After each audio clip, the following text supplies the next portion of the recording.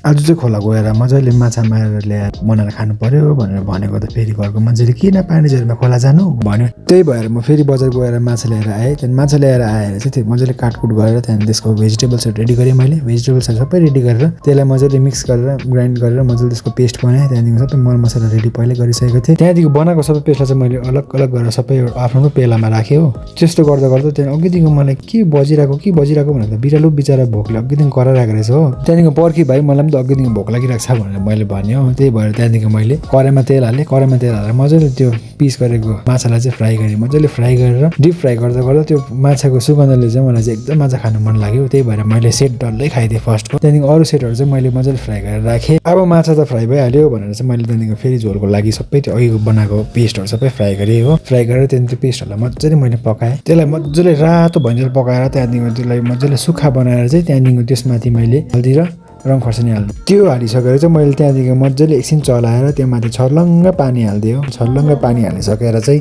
अघि फ्राई गरेको माछाहरू मजाले बिस्तारै सबै हालिदिएँ हो। अब फेरि के को कमी भयो भनेर भनेको त धनियाँ त नहालिरहेछु फेरि हो। त्यहाँदेखि धनियाँ मजाले धोएर फेरि धनियाँ मजाले काटेँ। त्यहाँदेखि काटेर मजाले धनियाँ माथि छरेँ। अब भनेको चाहिँ मेरो फिस करी रेडी भयो साथीहरू। थ्याङ्क यू हेरिदिनु भएकोमा।